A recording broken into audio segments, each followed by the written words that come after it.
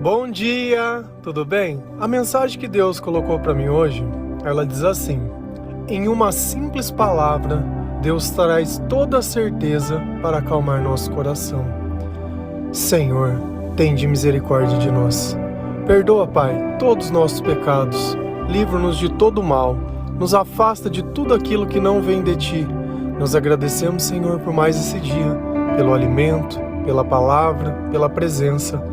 Aceita, Senhor, essa nossa oração, esse nosso louvor, pois nós Te amamos, bendizemos, adoramos. Somente Tu é o nosso Deus e em Ti confiamos. Existem diversos tipos de livros. Um exemplo de um livro é um livro de culinária. Você pode ler aquele livro, seguir aqueles passos e no final ter algo que você não teria. Você pode ler um romance, de repente apenas uma ficção, uma história. Você pode ler um livro sobre alguma coisa que te ensine a fazer outras coisas. Então a gente percebe que cada livro tem um propósito. A Bíblia, apesar de ser um livro, o propósito dela vai muito além, porque a Bíblia, ele é um livro espiritual. É um livro que nós evocamos a presença do Espírito Santo. É um livro que alimenta a nossa fé. Às vezes a gente pensa que só o nosso corpo precisa ser alimentado, mas eu digo não. Porque a palavra nos ensina que nem só de pão vive um homem, mas de toda palavra que procede da boca de Deus. Então a palavra, ela precisa estar dentro de nós, a palavra precisa estar nos nossos pensamentos, a palavra precisa ser a nossa direção. E por muitas vezes nós nos sentimos aflitos, desamparados e sozinhos, justamente por não conhecer a palavra, por espiritualmente estarmos afastados da presença do Senhor. Mas a palavra, ela tem um poder que vai além da nossa imaginação, porque ela pode atingir partes de nós que nem os nossos pensamentos conseguem. Quantas coisas não aconteceram na nossa vida que muitas vezes a gente nem lembra mais? Existe uma área da ciência que eles falam de regressão, como se supostamente eles pudessem acessar memórias que você já nem mais recorda. E o Espírito Santo, ele tem essa capacidade de poder vasculhar cada canto de nós, cada lugar que existiu um trauma, uma injustiça ou alguma coisa que nos colocou medo, pavor, insegurança. Se a gente for lá em João 1, versículo 2 e 4, a palavra do Senhor, ela diz assim: desde o princípio, a palavra estava com Deus. Por meio da palavra, Deus fez todas as coisas, e nada do que existe foi feito sem ela. A palavra era a fonte da vida, e essa vida trouxe a luz para todas as pessoas. Antes de tudo, o que existia? A palavra. E quem era a palavra? Deus era a palavra. Então, apesar de não estar dentro de um livro, apesar dessa palavra ela não estar evidente para as pessoas ou compreensível no princípio, mas a palavra foi que formou todas as coisas. Então, Deus, quando a gente vai lá em Gênesis e começa a ver a criação do mundo, conforme Ele vai mandando, as coisas vão acontecendo. Então nós precisamos entender que linguagem é essa, que palavra é essa, que idioma é esse. No final de tudo, esse idioma vai se refletir em quê? Em amor, em bondade, em coisas que são boas de serem sentidas, em coisas que acalmam o nosso coração. Se alguém ligasse para você e muitas vezes falasse assim: olha, eu preciso falar com você, mas precisa ser pessoalmente, certamente que você já vai ficar apreensivo, se sentindo mal, se sentindo curioso. Da mesma forma, quando chega uma pessoa e começa a gritar e falar com nós de forma dura, nos humilhar, nos insultar, percebe, nós estamos falando sobre palavras, e palavras, elas afetam os nossos sentidos, palavras perturbam o nosso espírito. Quando essas palavras não são as palavras do Senhor. Olha como é a diferença. Quando você está atribulado e muitas vezes alguém dá um conselho para você, são palavras. Diferente de quando você está atribulado e alguém faz uma oração para você, ou você faz uma oração, ou nós estamos dentro de uma igreja ou num lugar onde todas aquelas pessoas elas estão orando e adorando o Senhor. Palavras produzem sentimentos. Por isso que nós temos que tomar muito cuidado com as coisas que nós falamos. Aí vem um conceito, verdade e mentira. Está referente ao quê? A palavras. Quem é o pai da mentira? O diabo. Quem é o pai da verdade? O nosso Senhor. Então as palavras que vêm do Senhor produzem sentimentos bons. As palavras que vêm do mal produzem sentimentos maus. Os nossos sentimentos são extremamente capazes de distinguir qual tipo de som nós estamos ouvindo dentro da nossa alma. Por isso que quando às vezes nós encontramos uma pessoa, nós só de olhar, o nosso santo parece que não bate. E tem pessoas que simplesmente nós não conseguimos tolerar. Simplesmente por quê? Porque o nosso espírito não consegue ficar perto daquela pessoa. Por quê? Porque existe uma batalha espiritual sendo travada. E uma coisa que a gente não percebe, algo que você ouviu não dá para desouvir. Então, entre ficar com a curiosidade de querer saber todas as coisas, muitas vezes é melhor não saber de nada. Muitas vezes é melhor você se preservar puro e se manter apenas com a palavra de Deus. Porque o que de bom pode vir do homem? O que de bom já veio das pessoas? Na vida que você viveu até hoje, vamos imaginar que você viveu uma vida apartada de Deus. No final você sempre se decepcionou com alguém por alguma coisa. No fim nós nunca vamos conseguir reconhecer e nem ser gratos da maneira que nós gostaríamos. No final o amor que a gente professa para as pessoas, ele não passa de um fruto dos nossos interesses, porque bastou uma coisa que essa pessoa fez que vai contra os nossos interesses, pronto, já não amo mais, já é a pior pessoa do mundo, já nunca foi amigo, porque isso? Então a incapacidade de perdoar mostra o quão raso é as nossas relações. Mas Deus, através da palavra e de tudo que Ele fez, e Ele diz que nada existe sem ela. Não é esse sentimento que nós temos? Quando nós vivemos longe da palavra de Deus e da presença do Senhor, não é um sentimento de vazio, não é um sentimento de solidão, não é um sentimento de tristeza. Alegria, presença de Deus, ausência de pensamento. Quando nada me preocupa, eu me sinto feliz. Quando algo me preocupa, aquilo me sobrecarrega e eu fico triste. Quem pensa demais, triste. Quem sente demais, porém, as coisas que são baseadas no Senhor, alegria.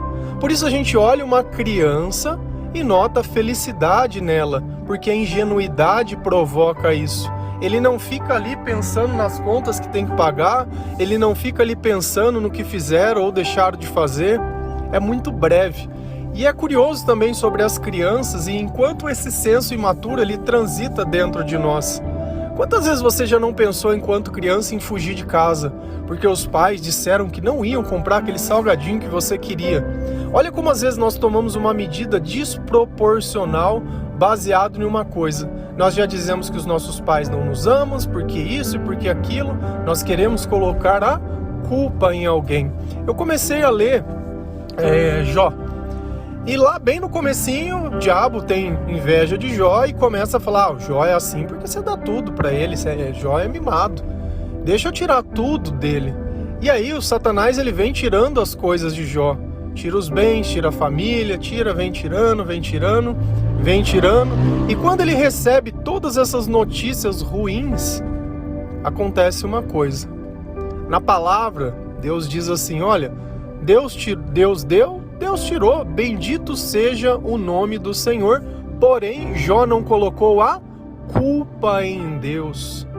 Olha, quem que tem mania de colocar a culpa nos outros? É Satanás. E olha como Jó estava tomado da palavra, do espírito e do pensamento de Deus e da sabedoria de Deus. Ele não se atreveu a colocar a culpa em Deus. E assim, quando nós nos tornamos sábios, nós entendemos que a tribulação ela está produzindo em nós uma glória ainda maior. Então não é uma questão de encontrar um culpado, mas que todas essas coisas Deus ainda é maior e Ele pode prover coisas ainda maiores. Aquele versículo ainda ele diz que a palavra era a fonte da vida e essa vida trouxe a luz para todas as pessoas. Quer sair da escuridão? Quer sair desse quartinho escuro? Quer sair dessa vida sem cor e sem graça?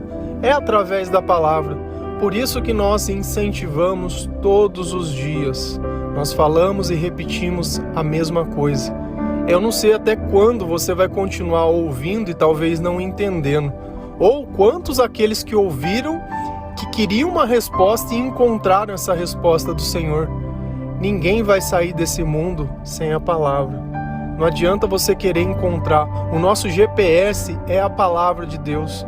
Hoje em dia, para a gente poder ir para uma cidade, ficou tão fácil. Você pega o seu celular, coloca o seu destino e segue o que o Waze te manda fazer.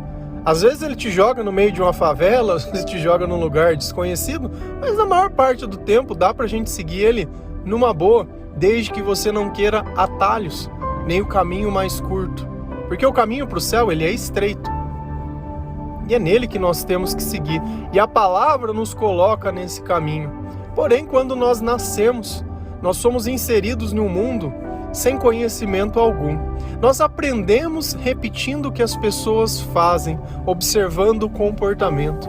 Diga aquele que vê uma criança aprendendo, ou alguém que sentou numa mesa e viu alguém falando fazendo uma letra num quadro, e você fez exatamente o mesmo som e a mesma coisa num caderno, e até hoje você repete isso. Quando a gente não questiona as coisas que nós aprendemos, nós estamos fadados para a ignorância, porque a intenção daquele que nos ensina molda o nosso caráter e a nossa fé. E o Senhor, Ele nos ensina que é pelos frutos que nós conheceremos se a palavra for semeada da forma certa ou não. E nós devemos dar frutos em abundância. E o que é o fruto da palavra?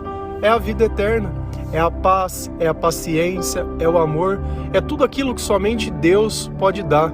Se você em algum dado momento se desespera, acredita que a solução estaria se você tivesse dinheiro, ou se tivesse encontrado um médico, ou se tivesse encontrado alguém, ou se tivesse com um trabalho, ou se... A nossa solução, ela está no Senhor. Porque aconteça o que acontecer, nós só devemos acreditar que nada foi feito depois, nunca antes. Nunca nós podemos desdenhar do poder de Deus porque recebemos uma notícia. Lembra, de novo, palavras, palavras e palavras. Nós estamos prontos e as nossas armas, elas são espirituais. E aí a gente começa a olhar que não basta simplesmente eu ler a palavra, eu tenho que obedecê-la, eu tenho que praticá-la, eu tenho que renunciar ao pecado, eu tenho que colocar aquilo na minha vida. Se a gente vai lá em João 14, versículo 23, a palavra do Senhor ela diz assim: respondeu Jesus, se alguém me ama, obedecerá a minha palavra.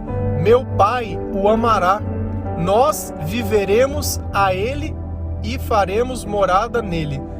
Nós viremos a Ele e faremos morada nele. Olha o que acontece quando eu obedeço a palavra de Deus.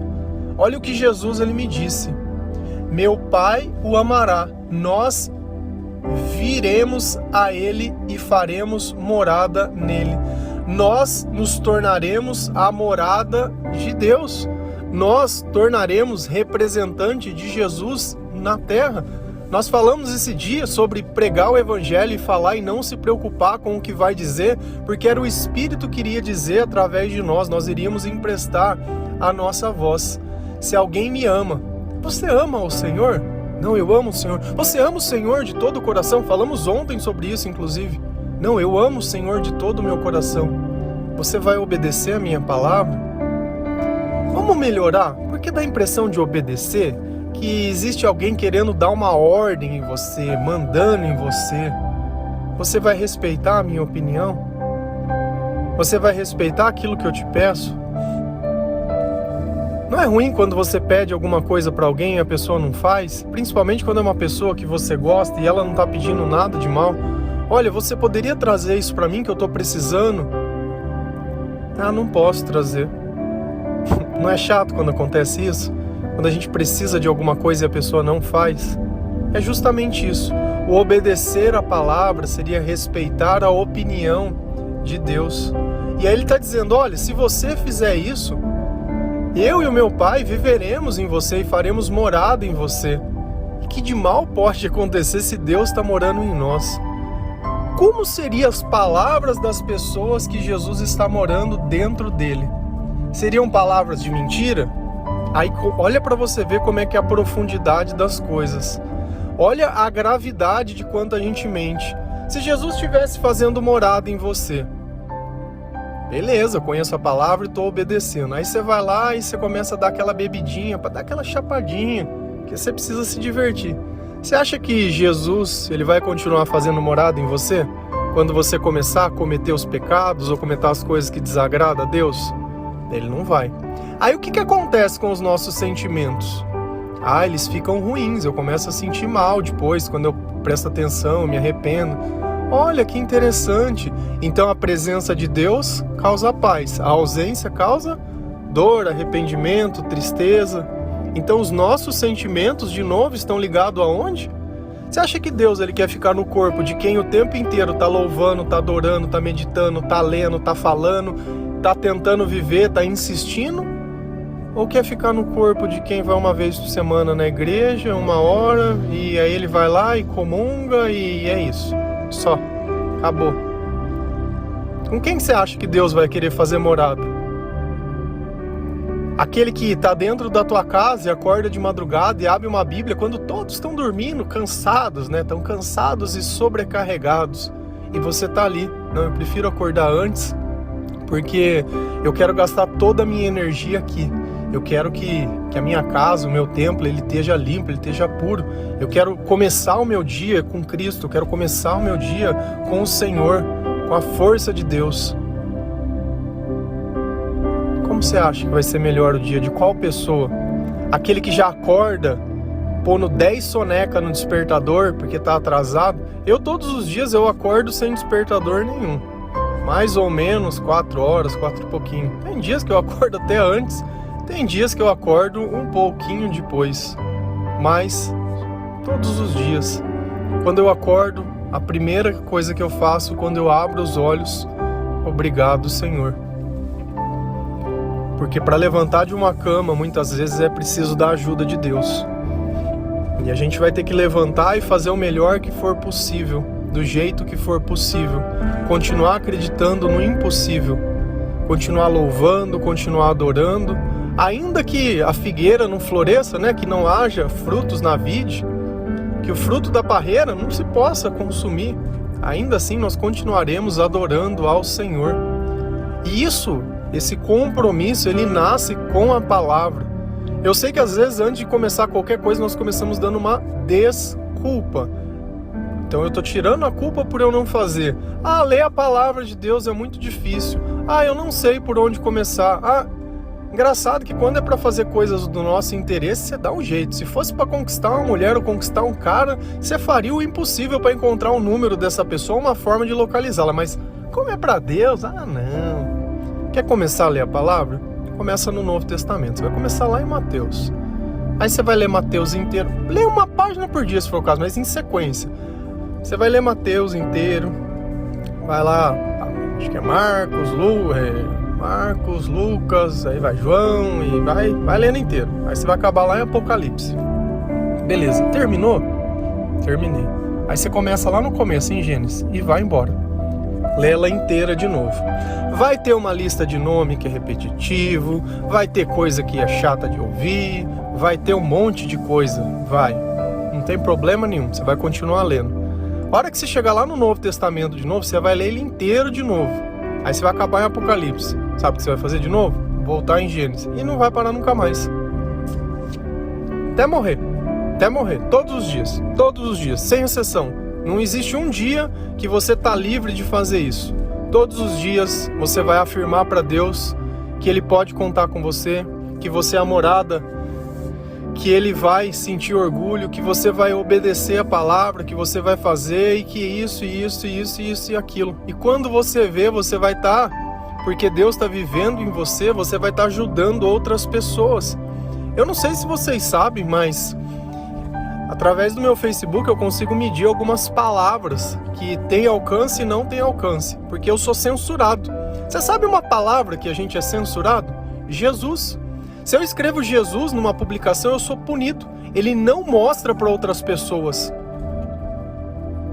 Por alguma razão, eles não querem ouvir o nome de Cristo. Eu posso escrever Deus. Outra palavra também que eles não gostam, sabe que palavra que é? Amor.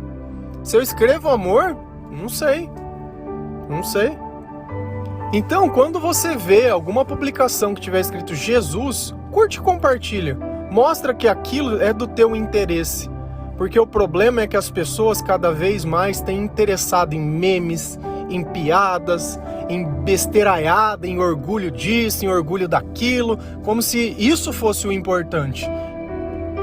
Tratar as pessoas como objeto, ostentação, e é não sei o que, e é não sei do que, e não, isso é do seu interesse. Tá bom.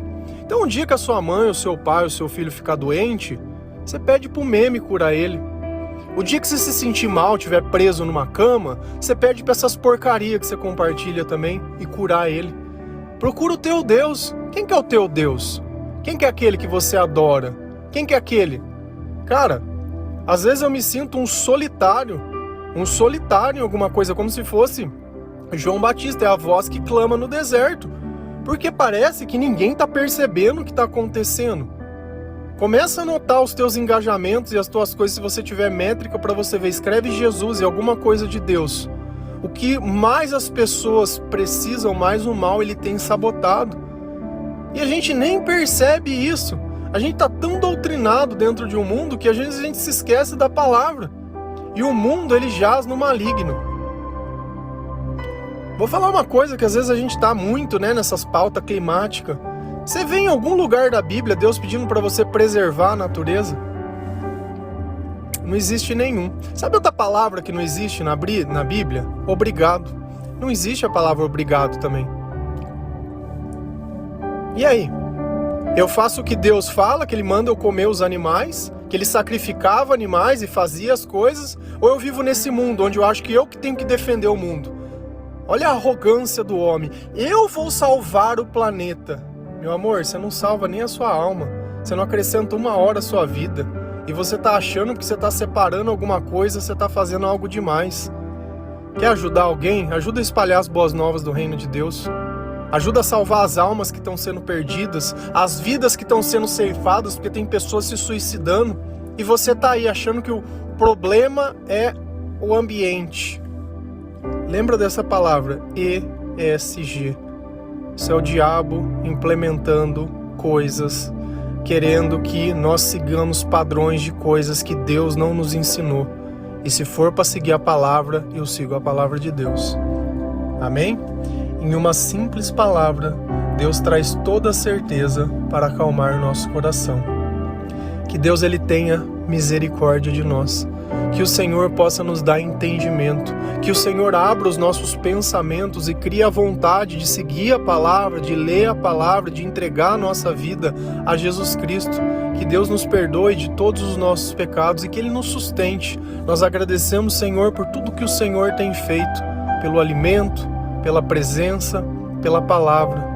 Nós te louvamos, nós te bendizemos, nós te adoramos. Essa é a oração de todo dia. Isso não é uma palavra que a gente está acostumado a ouvir, é a intenção do nosso coração. Amém? Que Deus abençoe cada um de vocês. Feliz a nação cujo Deus é o Senhor. Um bom dia.